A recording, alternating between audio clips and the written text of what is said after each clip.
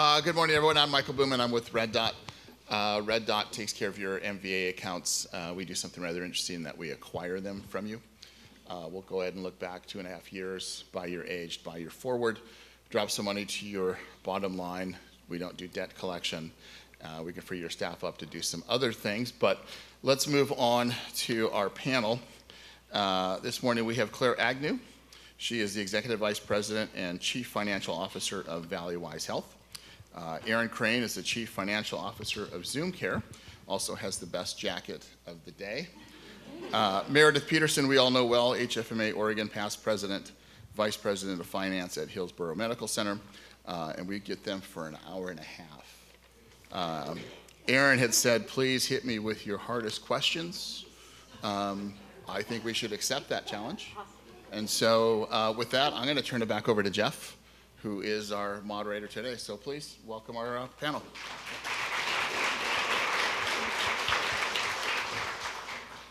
All right, is it okay? Well, we'll leave the sponsor thing going over there so you guys can see all the great sponsors for the chapter. So I had a moment to just ask them a few questions before we got started, and I was, of course, given a list of awesome questions to ask them as well. But we want you to think of your questions that you really want to know. Like, here they are. They're yours for this time. You know, what do you want to ask this panel? And I have a couple that I'm going to start with, and it's a little open-ended for you. And we're going to start with Aaron, because Aaron was the one that started this. He's like, just ask me an open-ended question. So the very first question we want to ask them is what's trending right now in healthcare, and what do we hear about all the time? Well, we hear a lot of things, right? But we hear about AI, right? So I just wanted to ask Aaron this question, and all of you. What do you think of AI? Right? Not how we're implementing it, but what do you, as a CFO, think of AI? Where'd you get that question? I don't know. I think from you, Aaron. Yeah. Well, we're stuck with it. That's the first thing I think. But I think it's a really important development. We started looking at it at the annual conference years ago, and in the upcomers, you know, and so we start seeing, and everybody in here that touches the revenue cycle probably sees 1,000 opportunities to take advantage of technology to deliver a better experience for our patients and to be more cost-effective and efficient. So I think there's lots of good news coming there. Our industry is historically behind every other industry in adopting technology for the betterment of those we serve. And so we really are behind. It's very expensive, and we are capital strapped.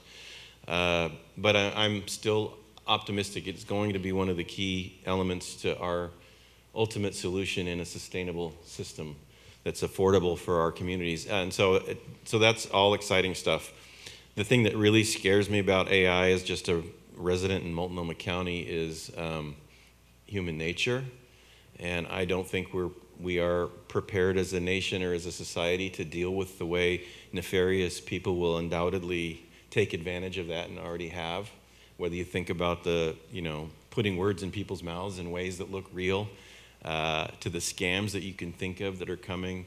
That stuff really does trouble me because I think we're reckless and irresponsible as a society, and hopefully we'll get in front of it. At least people are starting to talk about it, but that definitely worries me. There is safety and security issues. I mean, already everybody knows with cyber how much time we spend in our organizations just dealing with the connection portals and how do we keep people out of our systems that don't belong in them, and it's just going to, the order of magnitude is going to go up.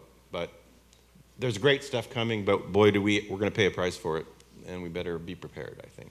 Wow, great. Claire?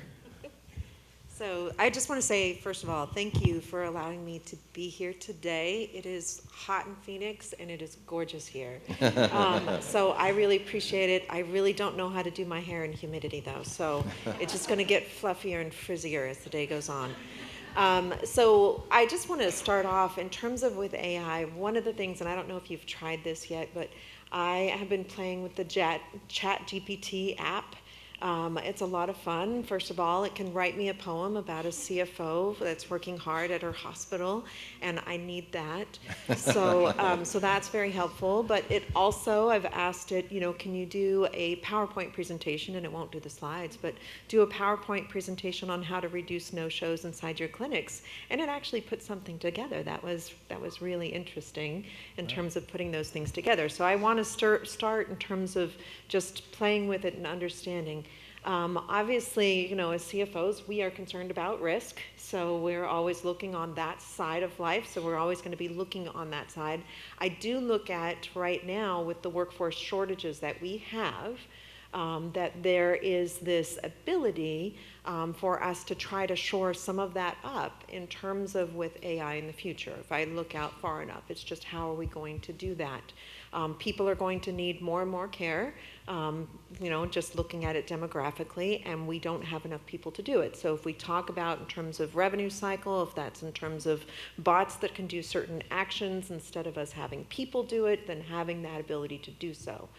If we look at it on a clinical side, they found that AI, being able to look at mammography, they can identify tumors, and it doesn't replace the radiologist, but having AI do it with a radiologist actually comes out to a better result than two radiologists looking at that mammography scan.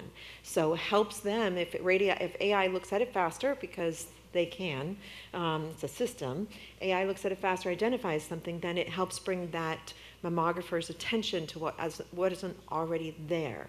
So yes, we've got to look at the risk, we've got to be cognizant of the risks, but also know that there is opportunities, and especially for these things that stress us the most right now, which right now happens to be workforce. Okay. Awesome. Thanks. Meredith. I don't know if I can add a lot, but certainly piggybacking, is that a word? Piggybacking. Yeah, looking at our expenses, it's 50% of our total expenses is a salary cost. So any ways where we can create efficiencies in our workforce, especially we're really struggling to fill all of our open positions. So where it's appropriate, I think it's the right thing for us to do to evaluate it. It's a tough market. Any fear besides what Erin said? I mean, those are legitimate fears. You share the same? Yeah. Okay. That's good for anybody who's working in AI out in the audience. You guys know what their concerns are, so you can address that. That's good. Erin, you touched on something in your comment that I would like to dive in a little bit deeper on. Oh, I'm sorry. Is there a question? Yeah.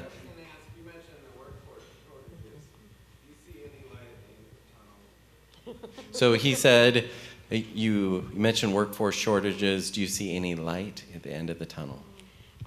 The short answer to that is no, and that's why we have to look at technology. I really do, in terms of believing in that. I think that the efforts, if I go back to the first speaker of the day talking about preventative health, that would be great. It's hard to make people change, and so, but sometimes if there are these sort of technologies that can assist, whether it's reminders, whether it's the Apple Watch saying you haven't gotten enough exercise, get up or stand up from my desk, or whatever those type of things are.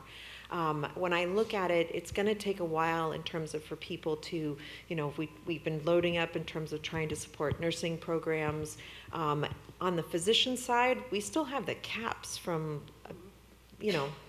back in the 19s, so we're not graduating enough, we're not training enough physicians on that side of it, yet we have such a need, and that's why we're seeing this rise more of the PAs and the NPs, trying to getting into these services. But at the end of the day, we do, generationally, there is just more that's going to have a need than there is people inside the workforce, so we're going to have to find a way to make this stuff work. I have to put some faith in terms of in research that we're going to find better ways to treat diseases, and that's why we're seeing more things going into outpatient settings or new pharmaceuticals that are coming up. I would love a cure for cancer, if I'm going to put my wishes out there into the universe. So we have to find these ways so that it's not just on this acute hospitalization, because it's so intensive on the labor side, versus being able, the number of surgeries you can do on an outpatient than you can inside of an inpatient, and it's more efficient in being able to get there, and less aftercare, so it's not a multi-day stay, and to be able to do it. So we've got to focus on that technology side, that care improvement side, and then we do need to take responsibility in terms of for our health. But in terms of more people to be able to solve these needs, I'm not seeing that, unfortunately, just looking at it. And so we're going to have to work on these other things. So good question. I was going to add. Are you going to add too? Yeah. Go ahead. Well, one thing I'm thinking of too, we have a new resident program, and our residents are so engaged in the community, and they are taking it upon themselves to go out to the high schools and the colleges and really talking about healthcare jobs to those people who may not have seen themselves in in that space. And so I think that's really an innovative idea of how to really engage the community and bring more folks into our healthcare setting. And I'll call out our chapter, and John's doing a lot of work. Raise your hand, John. So really part of our diversity, equity, and inclusion group, we're really going out to the high schools to talk about what could your future professional life look like, and here's all these opportunities in healthcare, and really with potential a good living wage benefits. So it's something we really want to invest in our community too. I think that I'm just going to pile on a little bit with this, because the workforce problem has been coming for a long time, and we've seen it coming, and I worry sometimes that people blame the pandemic for it. Well, I think the pandemic did cause some people to evaluate their life decisions and choices. It didn't create the problem. It might have accelerated it. It might have contributed, but we have a workforce that's aging out, and we know it, and it's starting to happen. And when you look at birth rates, and you look at the amount of education required for the skilled workforce we have in our system, it is absolutely not going to go away. And it gets compounded with, immigration policy. It could affect this too, right? If our status on importing talent changes, that's going to make the problem worse, I think. Which I guess gets you back to AI, and there is a value proposition with it, but there's also a care design model that's going to have to change, and because we just can't do it the same way we've always done it. I really like the phrase, you're going to have new tools to solve the new problems. It can't be doing it the old way and trying to think and expecting that to work. So I do think the artificial intelligence stuff can really help us get through this, but if it doesn't move fast enough or it's too expensive and we can't adopt it, it's going to be really disruptive to the communities. That's awesome. Great question. Any other great questions from the audience regarding workforce that you'd like to ask? All right, very good. Oh, we have one. Chris. Yeah, so with the aging baby boomer population, something that we're seeing in our community is a dearth of physical therapy. Mm-hmm. Have you seen that in your communities as well? And is there any strategies that you're implementing to bolster that side? So in terms of so the question was about physical therapy, is that people are getting older and needing more in terms of physical therapy. And we've had a shortage of physical therapists on that side of it, absolutely. And we have, for our organization, we have the second largest burn center in the nation. And so we also have burn therapists in terms of working with those patients and trying to help them as, in terms of their needs so they can continue on their lives. Burn is something that happened to them and not who they are, right? So we are struggling, I'd say, in terms of on the physical therapists. All right, I'm going to bring it back to the CFO side because I'm going to talk finance for a second.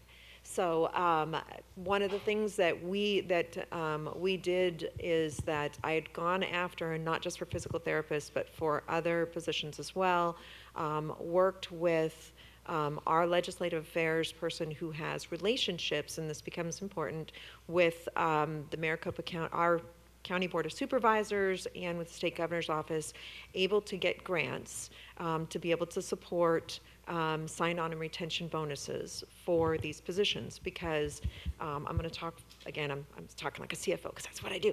So we can keep increasing the rates of people, and we're in this same war for all the same people, okay? So we're just going to keep going up and up and up, and on that side of it, for sign-on and retention, I'm not necessarily increasing the rate, but I'm still getting money into their pocket, being able to get them on.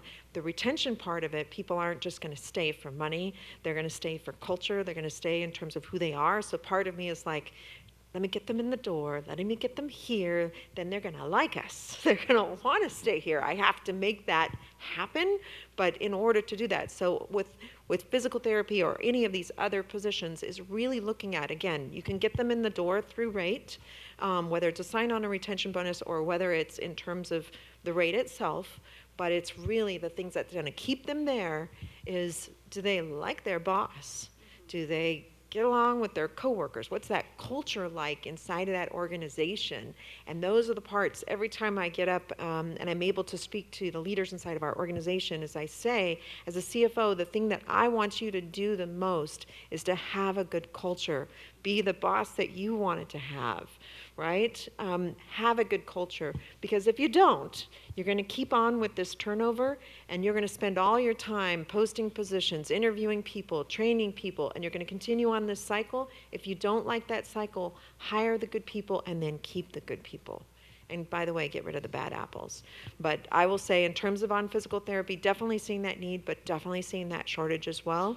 And so, unfortunately, we're in this point where we're just kind of battling it out. And I'm as big as we are, we're the small fish in my market. So I have to battle out with big health systems and their resources and everything else that I don't have as a public hospital. And so I've got to find that, what is that other part, because people are willing to stay with good bosses. Yeah, I mean, I would definitely echo that. We are very focused on employee engagement, creating that culture within the organization. We've recently did a full values refresh and really got our staff input, so they had buy-in. There's a lot of fun ways to recognize each other and create that those relationships that will keep people. Our employee engagement results clearly every single time people stay because of their team. And so we're trying to broaden the definition of team. And so really looking at, I work at a community hospital. We can know a lot of people. So the whole organization is our team, and really creating more visibility with the senior leaders, executive team through like fun activities to create those relationships so people aren't scared of the finance folks.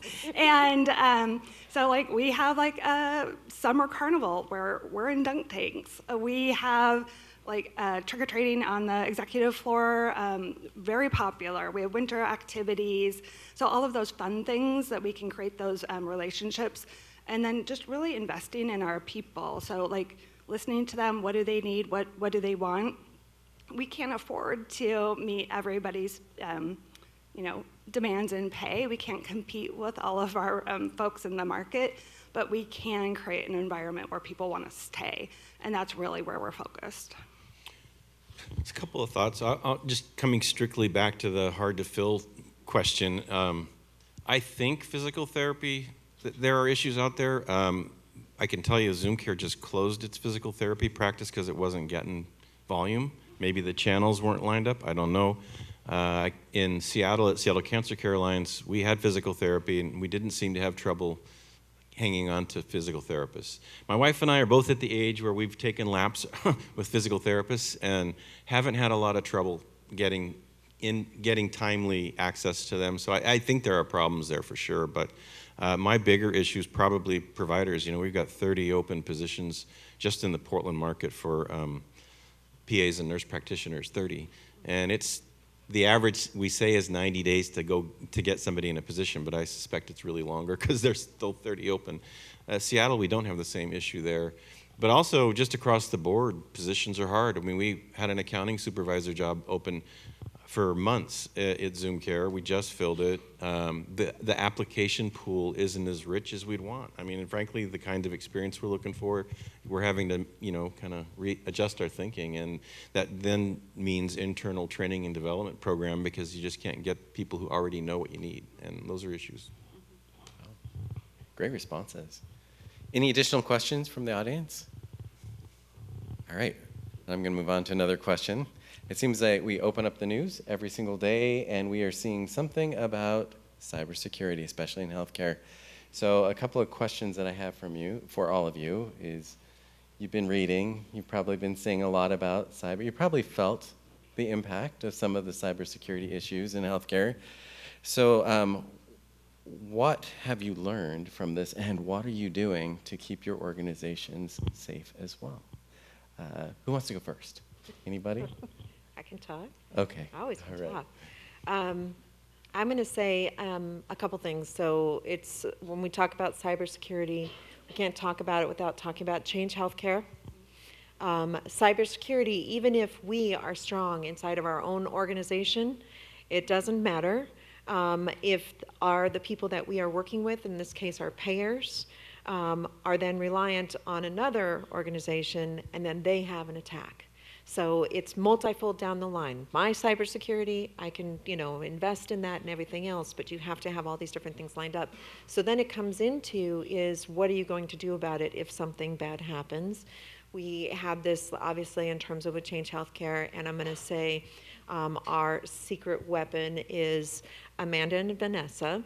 So I'm pat myself on the back all the time because, but anyways, to bringing them in and having good leaders and good relationships in terms of being able to work these things out. But the other part of it, and I will say the other cybersecurity attack that occurred that affected us was again to a vendor, which was UKG Kronos payroll. And in the midst of the pandemic, and this happened in December of 21, it shut down. We had no payroll system, and it was down for 3 pay periods, and people like to get paid. And not only do they like to get paid, but there's a lot of laws about paying people on time, and so if you don't pay them for their overtime that they earned in that pay period, you're going to get dinged with that or a class action lawsuit. So it's really a lot of awesome stuff for things that you didn't do. So then it goes back into, what are you going to do about it? You have no payroll system. Things have gone down. How are you going to make sure that your staff, because by the way, if you don't pay the nurses, they're not coming in. They love you, but they have bills to pay.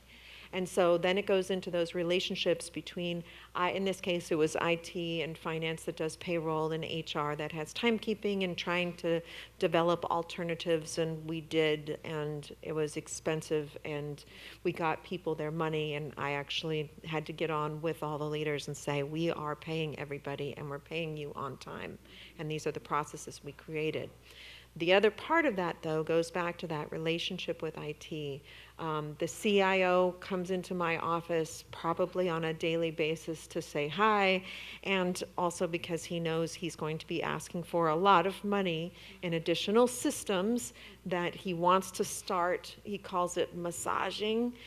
He wants to start talking to me about, these are the different things, and Claire, I know this is a lot of money, but this is an investment that we need to make, and this is what it does, and this is why we have to prioritize that, and I have to be open to and listen to, and of course ask questions. So he's a great guy, so at least I've got that part working for me in terms of constant talks with him.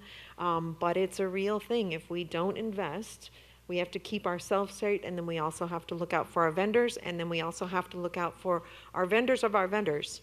And unfortunately, we can't control everything, so that's where it comes back to that next part of it. What are you going to do? Yeah, I think this is evolving so fast. I think about earlier in my career when we had a big room with our big CPUs and computers, and all of our software was in that thing, and everything was wired, and we knew where the gates were that we had to monitor. And I think we did okay with that. Then the internet came along, and people could get to our gates from other places that we had to think about. Now, I think about software as a service has really changed this. Now we're having partnerships with our general ledger, our EHR, it's way more of a software as a service. The box is sitting somewhere else, and we don't own it and control it. And so now in your contracts, you got to have the right questions, the right terms, and the right understanding of risk and who holds it. And I don't think we're necessarily all the way there yet. I don't know that we even know all the questions we should be asking and answering and resolving. But making sure that these big vendors with these systems, and we have UKG as well, are really protecting the data. And I don't think anybody can completely 100% protect it. So then what do we do when something happens? I have kind of lost track a little bit of cyber insurance. I've just signed off on the checks, but watching those premiums, I'm sure, are going to go up as more cost and loss happens, and we're going to have to find room for that in our budgets too. So, Meredith? Yeah, and for us, yes, also impacted by UKG. It was a rough few weeks. My poor payroll people were literally working 48 hours straight to get people paid, and luckily we had old school like paper practices on board, but it was a rough go. With I'm just thinking, I constantly am talking with my IT person, constantly asking for more money. We're heavily investing in cybersecurity, and Hillsborough Medical Center is a partner with OHSU, so a larger organization that has a lot of resources, a lot of internal experts in this field, so really heavily relying on them to help us ensure that we are protected and safe. I will say, I mean, one of the other things that I've learned, I completed this FBI Citizens Academy, which was a several weeks program, learning a lot of different things there within the FBI. Doesn't give me any top secret information. They didn't give me a gun or a badge, which is what I really wanted. But one of the things that I learned, when they talked about cybersecurity, and of course they've seen it all and they get involved in a lot of these things, is similar to, unfortunately, human trafficking, in which they'll say, or kidnapping, I should say, is that you're not supposed to pay the ransom. The FBI will always say, you do not pay the ransom. And what happens is that you pay the ransom, and it encourages the next group because they know that they're going to get paid. And so it kind of perpetuates this whole thing in terms of getting it. Although I will say, when UKG was down or when Change Health was down, I am like, when are you guys going to pay the ransom? Because we need to get these systems back up. So I understand the other side of it. The other part we learned from Change Healthcare was that the ransom was paid, and then the bad actors, they did not pay for the rest of their group. So then the rest of their group said, you know what? We're going to go after you for more money, and we're going to threaten to release medical records, and we're going to threaten to do these things, which goes back to the FBI saying, this is why you don't pay the ransom. Easier said than done. Easier said than done. I will say that if somebody kidnapped my daughter, I will give them everything I own to get her back. I don't care what the FBI says. Even though I've heard it, even though I know it, even though it's logical, there is no cost too high. And that's unfortunately, in terms of where this is at, that we keep going through this. And so like you said, it's hard to have everything secure and to have everything there. And again, especially for the lines, it's how far down it goes in terms of then it affects back to us. So it's incredibly scary in terms of the world out there. My brother works in IT security, and so he thinks of himself as an anti-hacker. So think bad thoughts, do good things.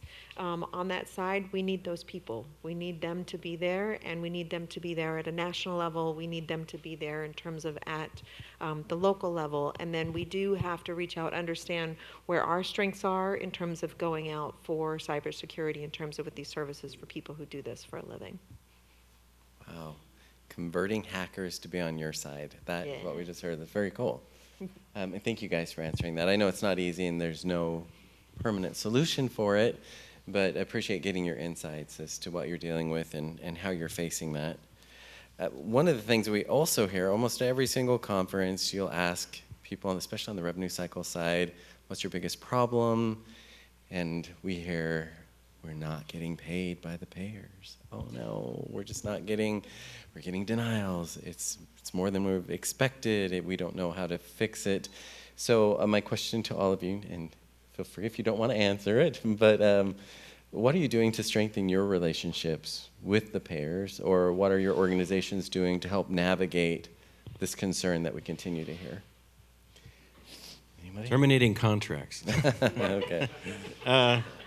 We had to do that this year once just to get the right conversation going. I mean, but for, we have a couple of them where we're actively working on the relationship, and I think the important thing from my side is the value proposition, them understanding our view of our value proposition and confirming with them it's there so that we can make sure we have market competitive rates that will sustain our enterprise. I can tell you, I'll use my Seattle example because we have one health plan up there that has 25,000 visits a year to our facilities, and I know they don't have primary care access elsewhere in their network that they can just, if we're not there, they're going to be stuck. But getting them to have the right conversation with us because we've got data, so you have to have data driven, and you have to have kind of a equal footing in the relationship. I mean, if you don't, you're just going to be a commodity, and it is never going to work. So, but you have to take responsibility for building that and getting to that. And it's often, there are barriers because the person that you're often dealing with in a contract negotiation is not the right person in the organization, nor is your contractor rep necessarily the right person. You have to both go up the chain a little bit and get strategic thinking people in both organizations to talk about what matters to you, and can I align with that, because then you can build a relationship. And I do think that stuff is really important. And I also I've always recognized the revenue cycle is so complex, you're not going to get it right all the time. That's why a number of you are in the business of helping us catch the money that isn't coming in the first time. And that, I don't see that going away anytime soon. I think there are tools that are getting better, but it's like a balloon, and you push it one place and the air goes somewhere else. And so we constantly have to have the kinds of help and support around this to catch the money. When your budget margin is 2 or 3 or 4%, and you can implement a strategy on the revenue cycle to improve your collections by 2 or 3 or 4%, that's probably the single biggest thing you can do to improve your financial health. And those things continue to be there. So, but the payer relationship is a critical element, but it has to, I think, it's a partnership that has to be gardened and fertilized, and some of them are willing and some of them aren't, and you got to figure that out.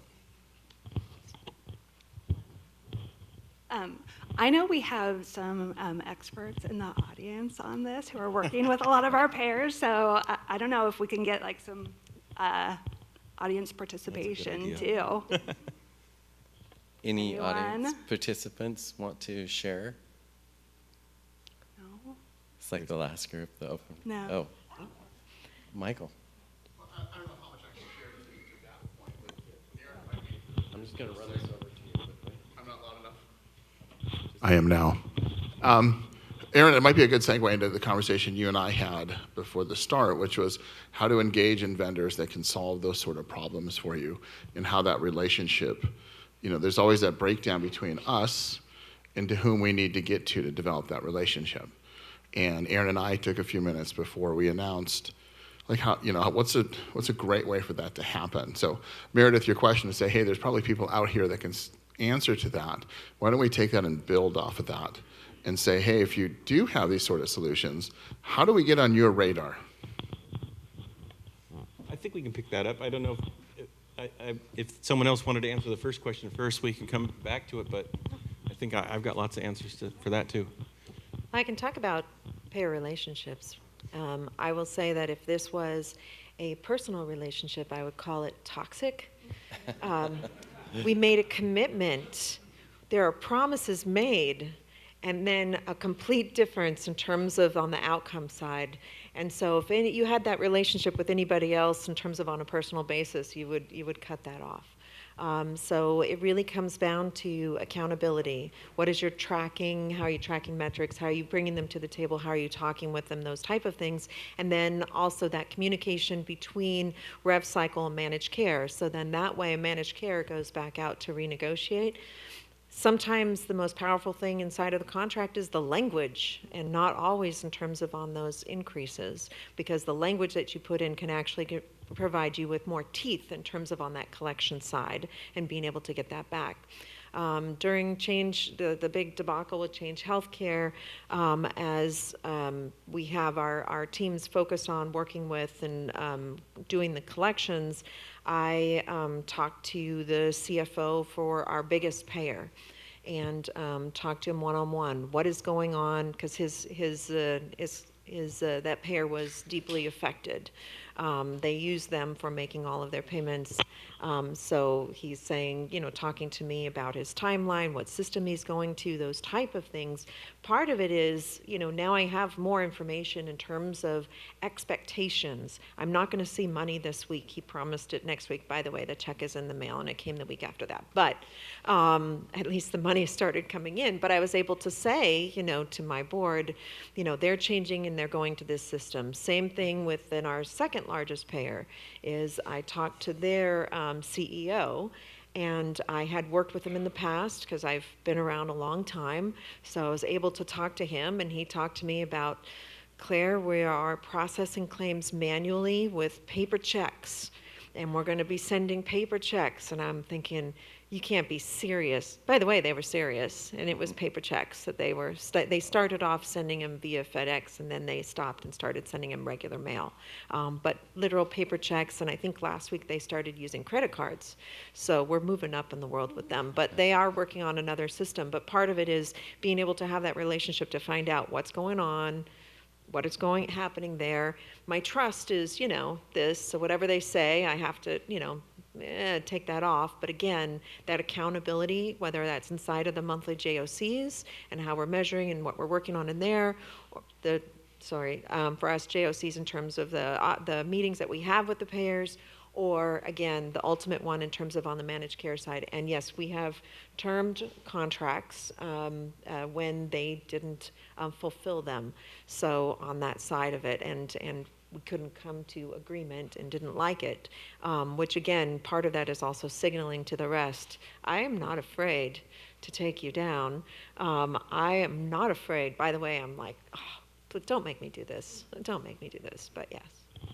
So did you want to go back to that initial question, or that secondary question, which was I will. on that relationship? Okay. Should we go there? Yeah, go for it. That's, the old saying that comes to mind is you can lead a horse to water, but you can't make him drink. And I think what we've also learned is you can't lead all the horses to the water, and that's unfortunate. I think in our healthcare organizations, it's our job to help the organization get better, to be more efficient, to have a sustainable financial model.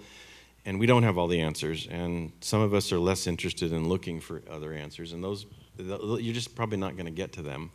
But when you do get someone's attention, I would also say that most of us have a pretty sensitive bullshit meter. And, when you're talking to people about sales, you got to be careful in how you approach it, because if you just look like someone that's moving fast and, wanting to sign something tomorrow and those things are going to be non-starters. Getting 20 emails a week from somebody about their thing is going to be we talked about that, a non-starter. So, but when you do have someone's attention, don't waste it. I don't need to see 10 slides on your business background and all the deal trademarks that you're working with. I don't know that is. What I want to see first is the ROI. What I want to see is, what's the solution doing? What's it going to cost me? How long is it going to take to interact? How many people in my organization have got to come to the table to help implement it? All those things are important, and they're barriers. And so I think is value the person's time, bring sharp answers, and you really need to sharpen your pencil, and it needs to be real. And if it isn't real, then you're going to know no one's going to buy this. I'm going to waste a lot of time, and they're going to say no because the value is not real. Start with the value. Recognize, too, that most organizations have a to-do list that's way longer than you can imagine. Everybody's got their idea in the organization that's going to be better for the patient and higher quality and save money. Everybody, it's there, and we just don't have the bandwidth. And so the idea then is it's got to be a longer term. I think one of the disconnects in this is the time to close a deal is shorter in your mind than it is in my mind, because I don't care what your quarterly targets are.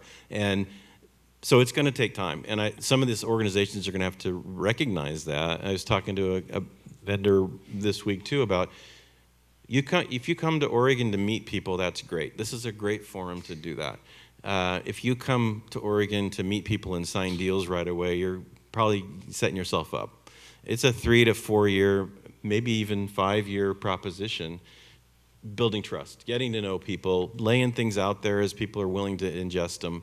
And I think that's a reasonable thing. And some things will happen faster and some things won't. I had a guy I worked with, it took him 5 or 6 years of talking to me before I gave him anything. And then things flowed for his company. But so there is an investment you have to think about, but don't waste people's time. Be sharp with your value proposition. Understand that nothing in a hospital anymore is decided by one person. I might love your idea. I got to convince my partner executives this is the right thing for us to do. If you're giving me information that will help me do that, that will work. I think the other part of it is the CFO is not the only decision maker. Not only do I have got to get my peers, if I like your idea, I now got to get my revenue cycle director to like it. And I would rather you talk to them first and get them liking it so I don't have to do that job, because they're the people that are going to make it work. It's not the CFO. And so not necessarily looking for the guy with the title in the meeting, but looking for the decision makers, the implementers, the people where the success is going to be driven is, I think, the place to start. So, well. Aaron actually makes a really good point. The thing that annoys me is that if there is a vendor that is working with my VP of Revenue Cycle, Amanda, and then they're in negotiations and they're discussing, and then they try to do a roundabout to me and trying to cut her off, by the way, I am mad. And of course we talk. So know that we talk. I find that disrespectful. You're going to work through her, and she will work with me. I'm going to respect her opinion. I hired her because she's smart and she's good at her job, and I understand that she knows Rev Cycle 50 times more than I do. So I'm going to look to her and what her recommendations are, and she's going to bring things to me. So roundabout to me, I'm automatically going to start discounting what you're saying and your character on that side, fair or not, but I'm expecting that you're going to be working with her first and foremost. And I've learned that the hard way. It's not something intuitive. I mean, I've brought solutions, and good luck getting people. I mean, sometimes it works, and sometimes it's pretty painful. So it really is important to start at the right place. Anything to add, Meredith? Well, I guess stepping away from both payers and vendors, I think a learning for me this last year was finding those within your organization that have a passion for this. And so right down the hall, I was working near the director of admitting. She was really passionate about ensuring that, kind of reducing the number of denials related to any sort of authorizations. We're working within the confines that we're given. We're not, definitely that denials is more and more of an issue, but she was very passionate about education, working with our clinic staff to ensure that they were up on all the latest and greatest. So she's really made a big change in the organization, and it's her passion project. So take advantage of those who love it. I like that. Great responses. Any other questions from the audience? I have one right back here. Can we get a microphone to him? Yep. We've got one coming. Thank you. Back to managed care and that relationship between providers and the commercial payers, which is adversarial. Do you ever see sometime maybe in the near future or even the distant future where that shifts from that adversarial relationship more toward a collaborative partnership of managing the health of their enrollees from a cost savings, maybe risk sharing perspective where you work together, share data, or do you think it's always going to be two heads butting together? I don't think it's always going to be that. I have got examples that we're working with payers in a very strategic way. The contracting person's job is to get the contract at the cheapest rate increase possible. They're not thinking about the strategy and the member experience. And so us using those arguments at that level is probably wasted breath. And that's where you have to get to the other players to align on those kinds of things. But I spent 4 years in a value-based startup in Portland and learned a lot about where health plans were there in terms of they're not ready to share the money. And so if they've built their system around a system that keeps the old model, it's going to be hard to get there with them. But there is movement on that. I think they are seeing the movement is changing, and Medicare Advantage has been very good to them. They haven't had to change the risk model, but I think that's also shifting. And so then in those kinds of things, we can do that. But we also, as a health system, have to be ready. Are we measuring the right things? Are we making the right decisions to support success in that? Because they're not going to put their bottom line at risk if we don't have the tools and aren't ready to do what we need to do to earn the right to share the risk. So, but yeah. I mean, I completely agree. I think that that's where value-based care really does change that relationship. It kind of puts that together. If I think about in terms of when we start talking about medical loss ratio, right, on those agreements, in terms of trying to reduce that cost of care, but also achieving the quality metrics. So that's where we're going into in terms of on that medical loss ratio.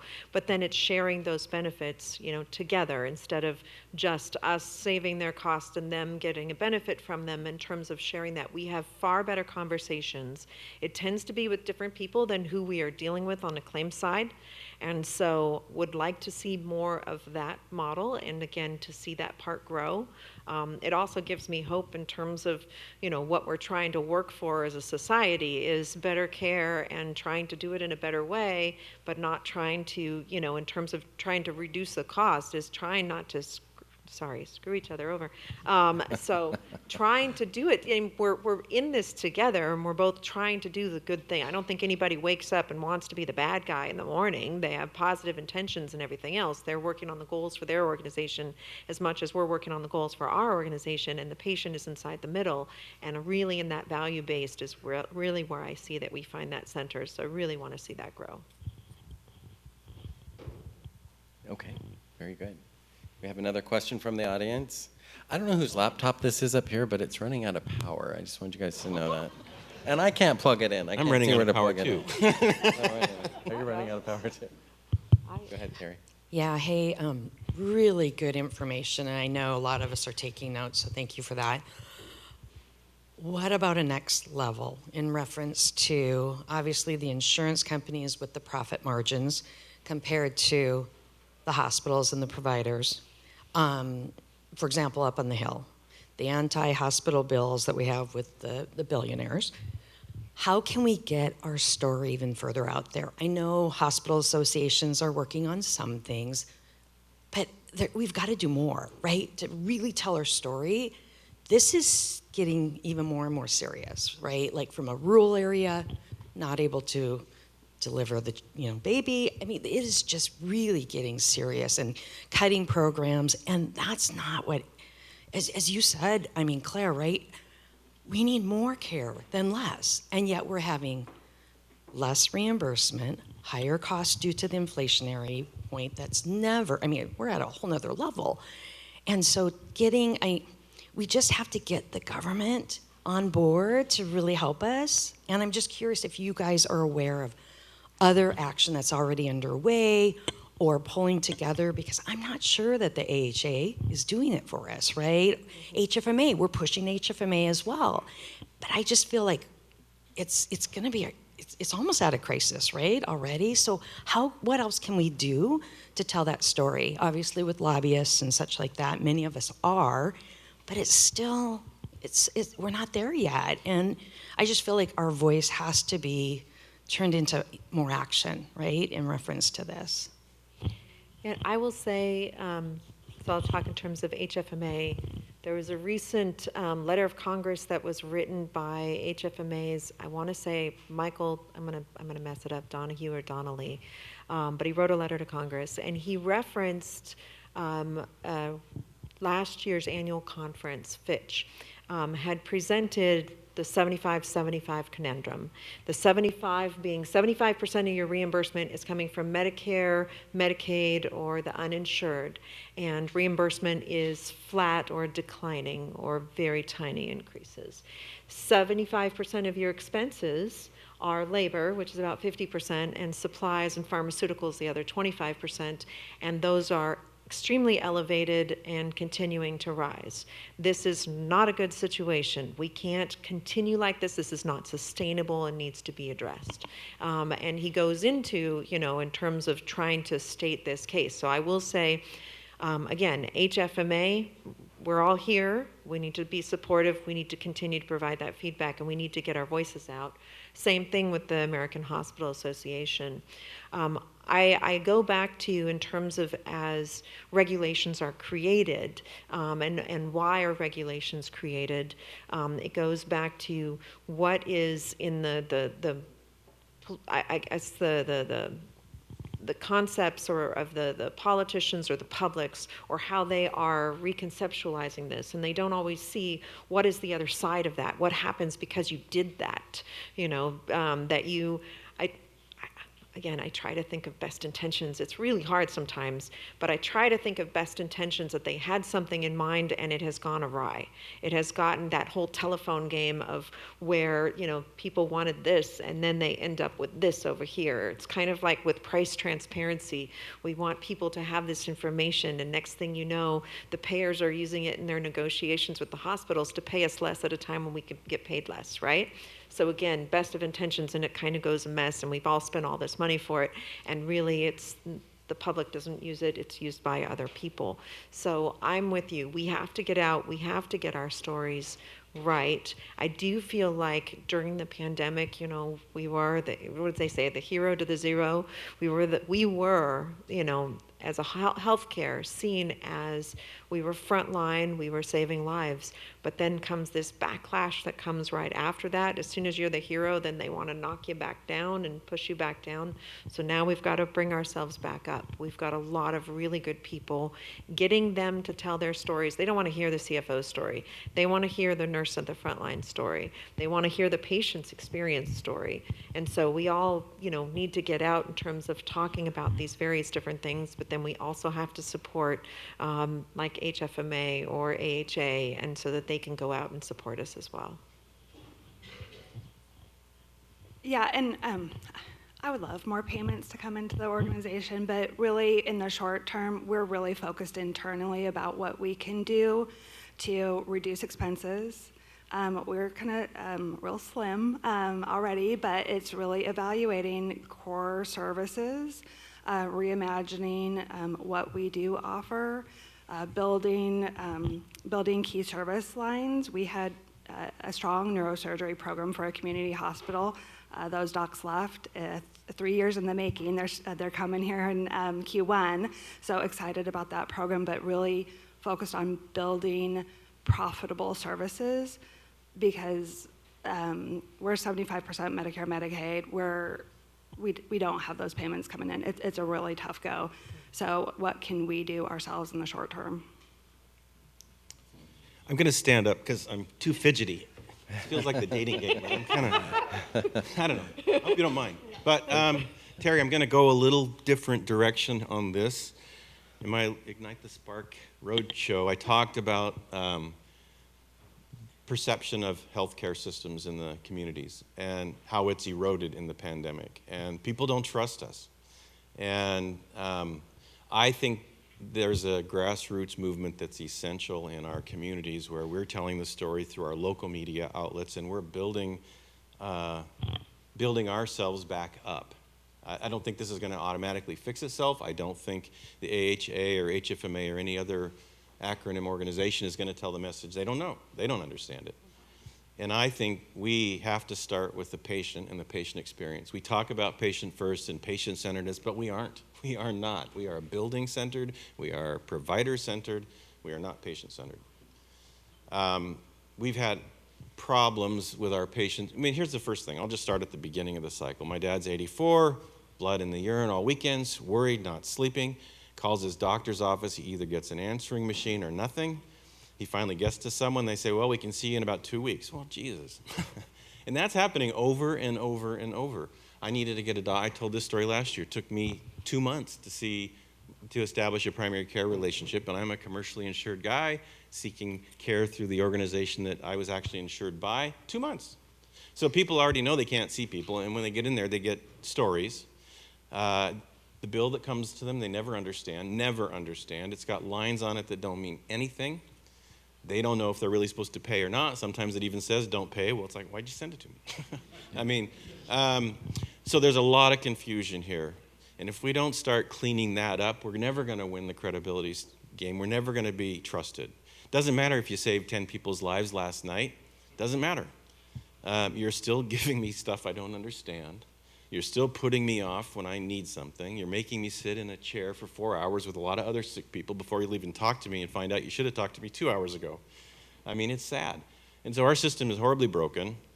And until we actually start to think about it that way and address those issues, we're never going to win the headline, because people are feeling every day that we're full of it and we are doing something to them that we shouldn't be, and it costs them too much. And so I think that's the hard place to start. And I do think it's probably on the systems that have the resources, because not every health system in town is going to be able to devote time, to Meredith's earlier point.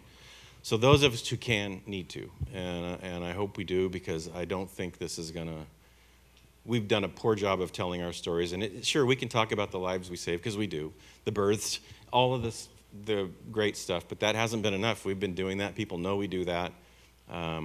So we got to we got to raise the bar on the customer, on the patient experience, and how we interact and how we share information, and how we support them through the confusion that we've created for them. So that's my thought. Yeah, and we have been very finance focused since the pandemic. It's been really challenging. Our cash position was it was tough through those years. And so this coming fiscal year, all of our goals are people focused, patient, and employee. So a major strategy is to reduce our length of stay, so reducing adverse events, improving patient satisfaction, and hopefully backfilling those beds so we get more revenue in. And really thinking about the win-win-win and really focused on the person at the center of it. The patient has really disappeared from some of the conversations, and trying to pull them back in. That's great. Seriously. Great discussion, great feedback, and thank you, Terry, for the question. I'm like you. I look around the room, I see all of these amazing organizations, and I'm like, that's got to be power to the government, right? That's got to be scary to the government that you guys, if you united in one front and approached them, they'd back down maybe a little bit with some of the stuff coming through. So I appreciate you asking that so boldly. And hopefully we can continue to do that. You've all mentioned just the importance of the patient.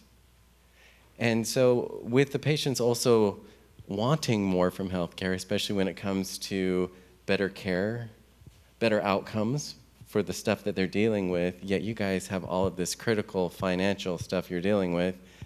How are you balancing that? I know you're talking about going to the patient, but what are some of the steps that you guys are taking to improve patient outcomes while navigating the critical financial situation that you're in? Oh. Yeah. Just a second. We're going to give you a mic here. Yeah. Have you been able to see the financial impact of a patient-centered approach? Oh, nice. Yeah, quality and finance in healthcare, it's interesting. And I was reading about a study recently posted, and basically the outcome was that higher-priced worse fared better on reputation-based quality indicators, but they fared worse on quality indicators such as adverse events, including post-surgical deaths. So it's really just an interesting concept in healthcare. And a couple things, going back to length of stay, certainly that's a major focus. We really want people to get the appropriate quality care, and the individual wants to get either back home when they're well or to their next stop in their healthcare journey. So really focused on that for the person, and with the thought of there's reduced adverse events. One real life example that's been very successful in my organization, and it was really it was formed out of a healthcare or a finance issue, but it's really focused on the person. That our lab found that they just had daily draws in the system. so many tests, so many draws, being performed on patients on their day of discharge unnecessarily. So people were getting stuck an extra number of times. And so through looking at the workflow of the phlebotomist, they redesigned their draw times to follow the residents, and immediately there was a 15% reduction in daily draws. So then we were able to accommodate growth without adding individuals. So it's really looking at the work we're doing, making sure we're doing the right work, and reimagining what we need to do. So I thought that was a great example that the lab director found through just looking at data and really understanding what was needed for the patient. I would say, as we look at quality and cost of care, obviously this is value. You can't talk about that without mentioning value-based care. That is kind of the point, is to get to a higher standard of care and reducing the cost for it. It's just looking at it in a broader concept, because the cost might not necessarily be our cost, might be in terms of for the cost of the patient. If I go to a more local level in terms of some of the things that we've done inside of our system, I'll give an example, and you guys are all probably going to say, oh yeah, we had that a million years. Pre-admission testing clinic. Having a dedicated clinic for bringing in patients ahead of their procedures and or surgeries, to make sure that they're getting the tests done, that if there's anything that has to be taken care of with their health, that we have a plan put in place, and they're coming in terms of a few weeks ahead, so they have time to be able to make these changes. Reduces the cancellations in terms of inside of your surgeries, inside and the surgeries themselves, reduces in terms of adverse actions that occur, reduces in terms of length of stay. Now you have to invest in the pre-admission testing clinic in order to have then those type of results. So if you just looked at just the pre-admission testing clinic, and you'd say this thing is drawing money out, but you have to look at it in the bigger picture. On a supply side, so supply chain reports up through me, and I love that department. It's so much fun. So there was and I don't understand some of these things, but a blood draw sort of thing that they wanted to change out. And they said, the problem is that it's going to change the cost of this one supply from 25 cents to $2. And that's a big change, because this is a blood draw thing. So it's going to be a huge, in terms of the volumes. But they said, it causes fewer infections. And so it's going to reduce the length of stay, Claire. And I said, all right, let's pilot it. Let's try it. You're going to get to do this. And we picked in terms of the emergency department and one of our inpatient units. Let's use it here. So we limited spaces. We track this. You have the data that we have currently. Put it against the data now. I want you to come back to me after 3 months and tell me the results. And that's what they did. And sure enough, it did save. And it saved on that length of stay. And those savings on the length of stay, because even though it was a really small percentage of patients that were affected and had that longer length of stay, it paid for that increase in terms of the supply costs. So that willingness to try a pilot, to try something out, and I say this all the time, you got to be okay to fail. You got to make it a safe place to fail. You got to let people feel comfortable with coming forward with ideas and just, I want to try this out. This is where it's going to be. And then as a CFO to say, I'm not going to just say no just because that cost is too high. Looking at the bigger picture and being able to get all of that together to be able to then achieve higher quality and lower costs. It's just in terms of how that is defined. Well said. So I'm not going to expose you to a Zoom Care infomercial. But it'll be hard. But I'd like to just say a few things, and then if you're interested and want to talk more, I'll talk to you all day about it. But because what I got excited about when I took this role is they're trying to disrupt primary care. They're trying to find a model that's scalable and works and helps address the access problem that all of our communities are experiencing.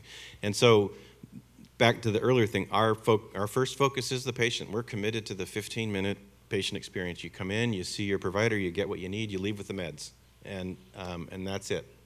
And financial situation is taken care of too, with however they choose to do it. But and so scaling that, we've got problems, and it's not perfect. But I think that commitment is met across across the organization.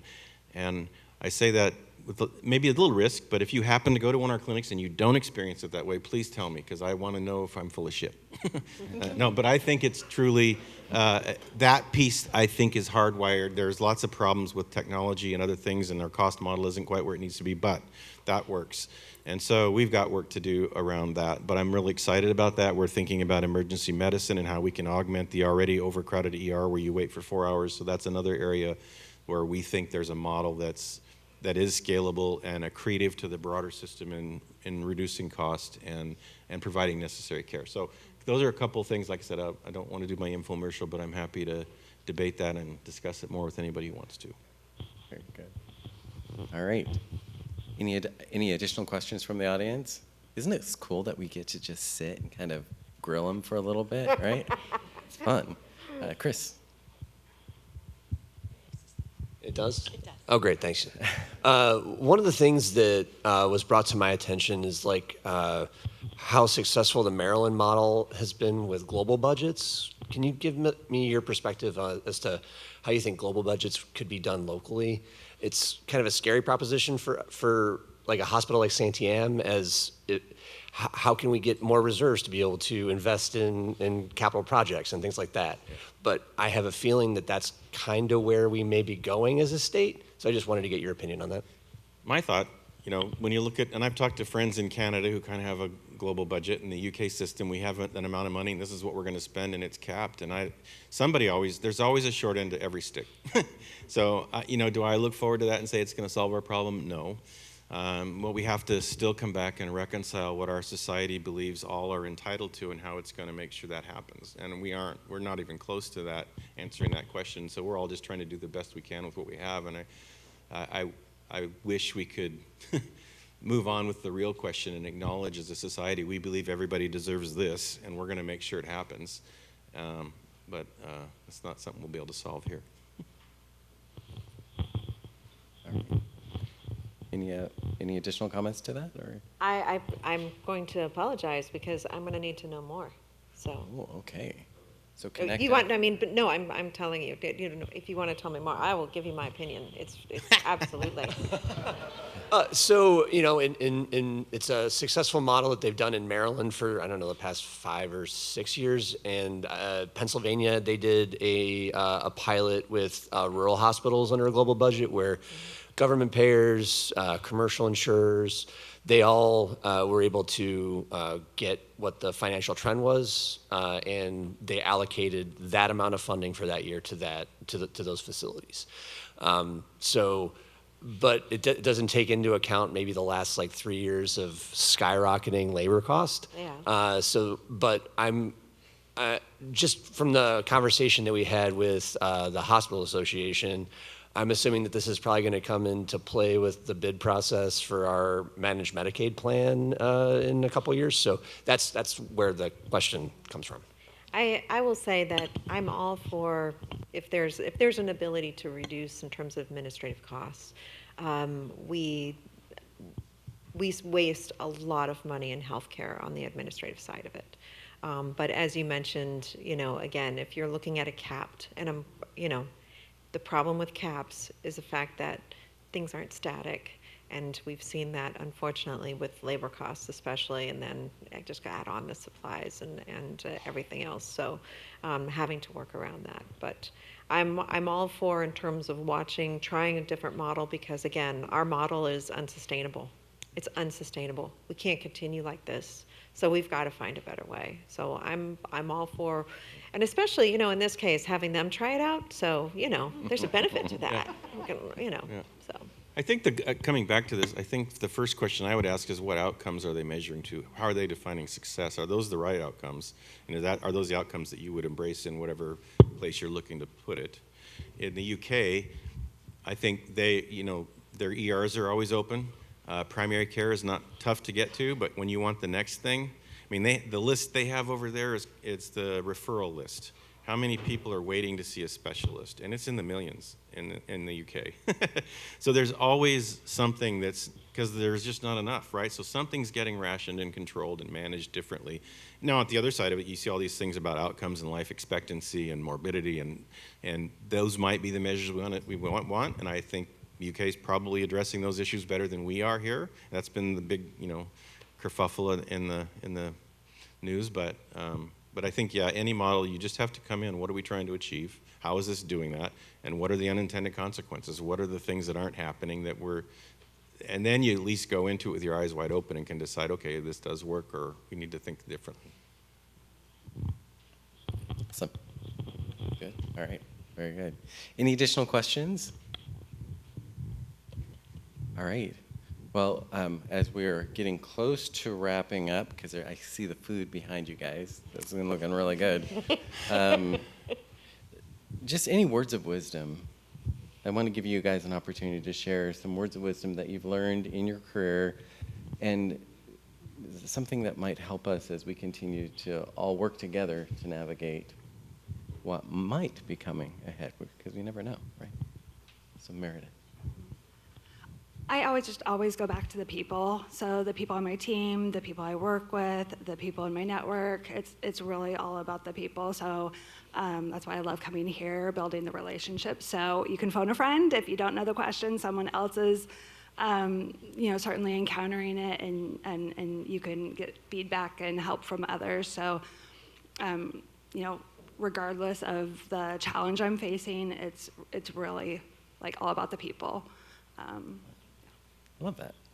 I think for CFOs today, we are required to be analytical, of course, strategic in terms of looking at what we need to do, and then the other part is absolutely we need to be collaborative. And we need to be collaborative in terms of whether it's working with people at other organizations, coming to events like this, talking to people, getting ideas, talking to people in terms of our peers inside of our own organizations, talking to the people that we get to work with, talking with in terms of the people who are at bedside. We need to be collaborative, we need to listen, and we need to talk to them, and we need to take them seriously. And because if we don't, again, if I went back and assumed that I knew everything, it's all going to crash. I definitely don't. But I have really strong leaders. I have a dream team, absolutely. I need to trust them, give them the opportunity and the support in terms of for them to do their best, and to be able to go forward and to make the right decisions and to have a safe space to fail. And obviously, like I said, CFOs care about risk, so I try to limit that part. But pilots, we do pilots, we do trials, we do these things, but back up your people. Support them and listen to them. Hire the best. Do not settle. Do not settle. And get only the best. And I want to thank you again for this opportunity to be here. Obviously, I get the best kudos in terms of I hired Amanda and Amanda hired Vanessa. And so I am pulling the best that I can in terms of from my team. But that means I'm going to listen to them and I'm going to back them up. And I would recommend to all of you, again, don't settle. Get the best like I did, although you can't have her. And to get the best, back them up, and they will lead you in terms of to the right places. But thank you again for having me. Yeah, this has been fun. My words of wisdom are I release the need to get it all done now and forever.